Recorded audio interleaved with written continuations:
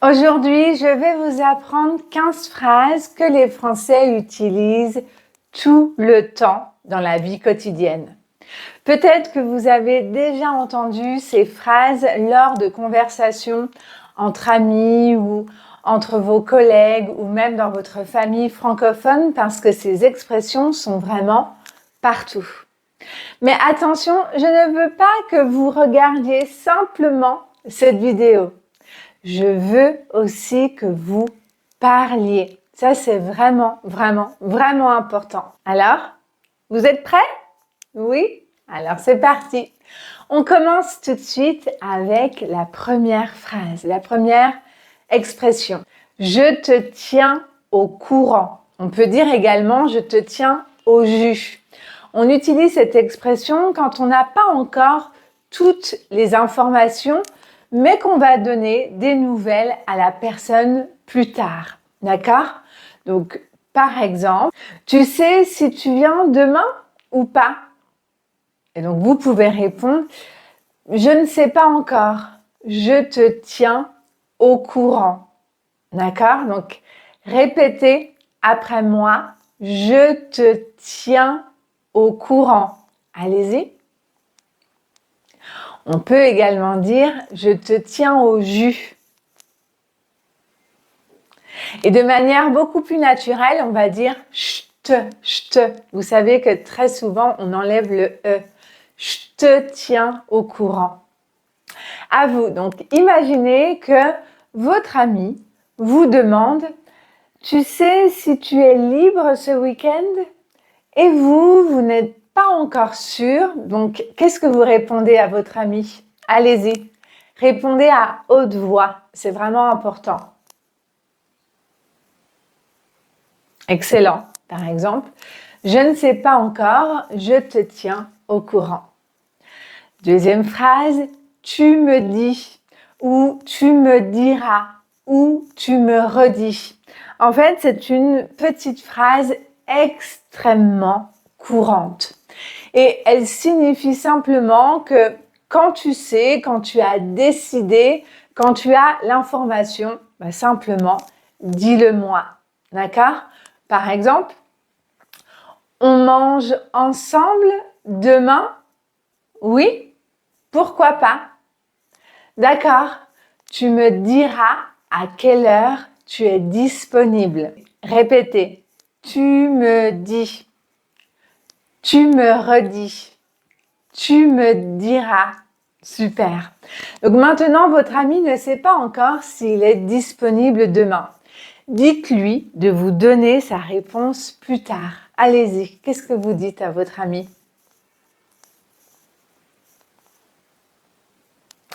Excellent. On reste avec le mot dit dans l'expression ça te dit. On utilise ça te dit pour proposer quelque chose à quelqu'un et savoir si la personne a envie de faire cette activité. Par exemple, je vais boire un café. Ça te dit? D'accord? Donc là, je ne mets pas l'infinitif. Mais on peut également dire ça te dit de plus infinitif. Ça te dit d'aller au ciné samedi soir?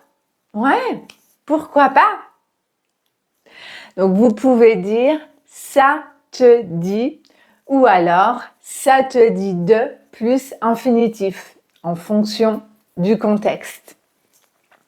Ça te dit de sortir, ça te dit de manger dehors, ça te dit de venir avec nous, d'accord? C'est toujours de plus infinitif. Super. Répétez. Ça te dit? Ça te dit de venir chez moi samedi? Ok, maintenant, proposez-moi une activité. Proposez-moi quelque chose avec ça te dit de. Allez-y. Super. Ça marche. Les Français utilisent ça marche tout le temps, constamment. On l'utilise pour dire qu'on est d'accord avec une proposition ou avec une organisation qui nous convient. D'accord? Ça marche, ça marche. On se retrouve à 18h? parfait, ça marche. Ok? Donc c'est vraiment une façon très naturelle de dire d'accord, ok, c'est bon pour moi, ça marche. Répétez, ça marche. Donc le R est très très légèrement prononcé. Ça marche. Imaginez, je vous propose, on se retrouve devant le resto à 19 heures. Donc ça vous convient. Donc qu'est-ce que vous pouvez dire de manière très naturelle? Allez-y, je vous écoute. Ça marche, ça marche. Ça me va. Ça me va. Ça me va, ça signifie qu'une proposition ou qu'une solution nous convient. Par exemple, on se retrouve vers 14 heures. Oui, ça me va. Ça me va. Ça veut dire ça me convient. C'est OK pour moi. On prend une pizza ce soir? OK, ça me va. Attention, ça me va peut être aussi utilisé quand on parle d'un vêtement. Par exemple, ce t-shirt ou cette couleur me va bien. Cette robe te va bien. D'accord? Mais dans cette situation, on parle d'une proposition, d'une organisation qui nous convient. Allez-y, répétez. Ça me va. Prononcez bien le A, d'accord? Pas E, mais bien A. A. Ça me va. Imaginez que je vous propose de faire demain matin une activité, une randonnée, une petite randonnée. Vous êtes d'accord pour venir avec moi. Donc, qu'est-ce que vous pouvez dire, pardon? Ça me va. Ça me va. Super. Ça t'arrange? Ça t'arrange? Ça t'arrange, ça signifie est-ce que cette solution est pratique pour toi? Est-ce que ce moment te convient? D'accord? Est-ce que c'est OK pour toi? Par exemple, vous n'êtes pas disponible à 16 heures, donc je peux dire je peux aussi venir te voir à 17 heures. Ça t'arrange? Oui? Parfait. Ça m'arrange. On peut déplacer le rendez-vous vendredi, si ça vous arrange. Oui, parfait. Ça m'arrange. D'accord? Donc ça, c'est vraiment une phrase très utile pour organiser quelque chose.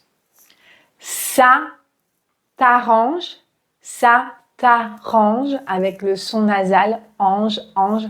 Ça t'arrange? Maintenant, imaginez que vous voulez déplacer un rendez-vous à 10 heures demain. Donc, demandez-moi si ce nouvel horaire me convient. Allez-y. Vous devez utiliser ça t'arrange ou ça vous arrange. Allez-y. Super. On n'a qu'à. On n'a qu'à. Donc, cette expression est extrêmement française. On n'a qu'à. On n'a qu'à, ça sert à proposer une solution, souvent une solution très simple. Par exemple, ah non, le restaurant est fermé.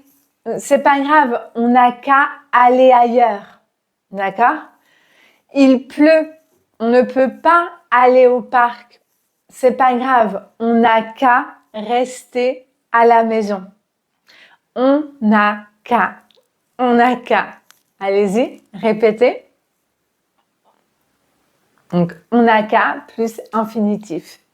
Imaginez que vous voulez regarder un film, mais la télé ne fonctionne pas.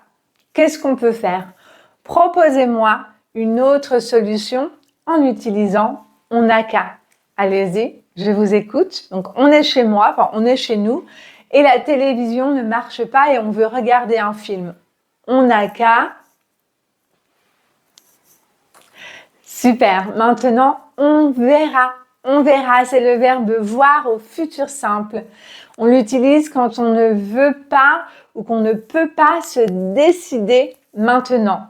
Par exemple, tu viens avec nous ce week-end? Je ne sais pas encore. On verra. Tu penses qu'on pourra partir plus tôt? On verra.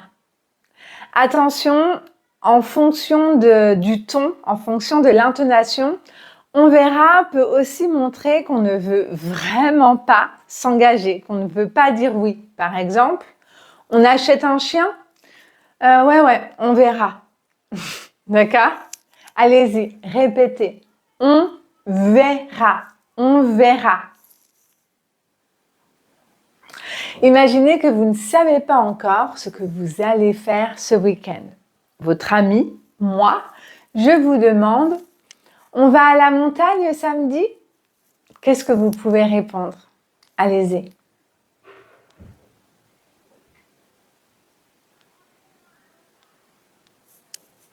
Super! Après, on verra, qui était le verbe voir au futur simple. On reste avec le verbe voir, mais maintenant au présent. Je vois. Ça ne signifie pas simplement que vous voyez avec les yeux, mais plutôt ça signifie que vous comprenez la situation. D'accord? Vous comprenez ce que l'autre personne explique. Je vois. Je vois. On peut aussi dire tu vois? Tu vois? Donc, par exemple, en fait, je ne peux pas venir demain parce que je ne peux pas venir ce soir, pardon, parce que je travaille demain matin. Ah oui, je vois. J'ai changé de travail parce que je voulais avoir plus de temps avec ma famille. Oui, je vois. D'accord? Donc, c'est vraiment simple et c'est vraiment très naturel. Allez-y, répétez. Je vois. Je vois. Super. Maintenant, ça dépend. Ça dépend. On l'utilise quand la réponse change selon la situation. Ça dépend. Tu travailles le week-end? Ça dépend. D'accord? Donc, on comprend que parfois oui, parfois non. C'est cher de vivre à Paris? Ça dépend du quartier. D'accord? Donc, on peut dire juste ça dépend ou alors ça dépend de plus article. Donc, quand on met le, de plus le devient du. Ça dépend de. C'est pas ça dépend sur, mais ça dépend de. Allez-y, répétez. Ça dépend. Maintenant, est-ce que tu te couches tôt le soir? Donc, vous voulez dire que parfois oui et parfois non. Qu'est-ce que vous répondez? Ça vaut le coup. Ça vaut le coup. Ça, c'est très utilisé. Ça signifie que quelque chose mérite notre temps, notre argent ou notre énergie ou nos efforts. Par exemple, il faut faire 2 heures de route pour aller à cet hôtel. Oui, c'est vrai, c'est un peu loin, mais vraiment, ça vaut le coup. On peut dire ça vaut le coup ou ça vaut la peine. D'accord? Donc, un film peut valoir le coup, un voyage peut valoir le coup, un restaurant peut valoir le coup. En fait, il y a beaucoup de choses qui peuvent valoir le coup ou valoir la peine. Allez-y, ça vaut le coup. Répétez. Super. Ça vaut la peine. Maintenant, imaginez que vous souhaitez me parler de quelque chose que vous aimez, qui est un petit peu difficile, mais en même temps, ça vaut le coup. Complétez cette phrase. Qu'est-ce que vous pouvez dire? Super. Ça tombe bien. Alors moi, j'adore cette expression parce qu'elle est très naturelle. On dit ça tombe bien quand quelque chose arrive au bon moment ou correspond parfaitement à ce dont on avait besoin. Ça tombe bien, ça tombe parfaitement. Par exemple, j'ai fait trop de gâteaux, tu en veux? Ah ouais, ça tombe bien, j'ai trop faim. Ou encore, je vais au supermarché, tu as besoin de quelque chose? Ah oui, bah ça tombe super bien parce que j'ai besoin de lait. D'accord? Ça tombe bien. Ça tombe bien. Allez-y, répétez. Donc ici, il y a plusieurs sons nasaux. Le on et le un. Ça tombe bien. Ça tombe bien. Allez-y. Et maintenant, imaginez que j'ai 2 places pour aller au cinéma ce soir et justement, vous vouliez absolument aller voir ce film, mais vous n'aviez pas encore acheté de ticket. Qu'est-ce que vous pouvez dire?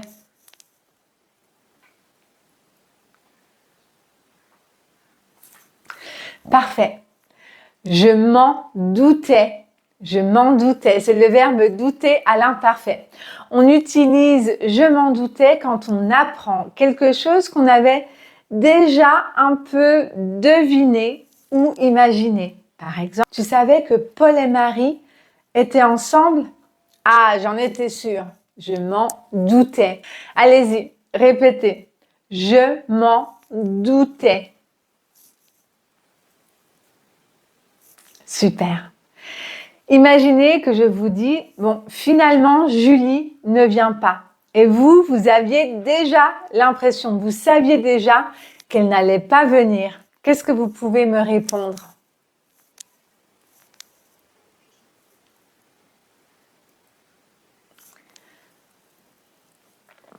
Super. Tant mieux. Tant mieux. Ça, pareil, c'est très utilisé. On l'utilise quand on est content d'une situation ou d'une bonne nouvelle. Ah, finalement, j'ai retrouvé mon téléphone portable. Je suis super contente. Tant mieux. Donc, c'est vraiment une petite réaction que vous allez entendre très souvent. Peut-être que vous avez déjà entendu cette expression. Tant mieux. Tant mieux. Allez-y, répétez. Imaginez que je vous dis finalement, je peux venir à ta fête samedi. Qu'est-ce que vous dites? Comment vous réagissez?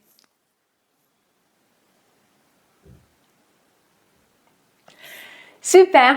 Et enfin, pas de soucis. Ça, c'est très utilisé. Pas de soucis. Et souvent, on dit pas de soucis. Pas de soucis. Donc, ça, c'est une expression que les Français utilisent vraiment tout le temps. Pas de souci, pas de souci. On enlève le E en général. Et on peut l'utiliser pour dire que quelque chose ne pose pas de problème. D'accord? Par exemple, désolé, je vais avoir 5 minutes de retard. Pas de souci. Ou encore, on peut aussi l'utiliser quand quelqu'un nous demande quelque chose et que pour nous, c'est pas un problème. Par exemple, tu peux m'envoyer le document ce soir? Oui, pas de souci. Je le fais tout de suite. D'accord? Allez-y, répétez. Pas de souci. Et un peu plus vite, pas de souci. Imaginez, je vous dis, désolé, je ne peux pas venir à 14 heures. Est-ce qu'on peut se voir à 15 heures? Répondez, pour vous, c'est pas un problème. Qu'est-ce que vous répondez?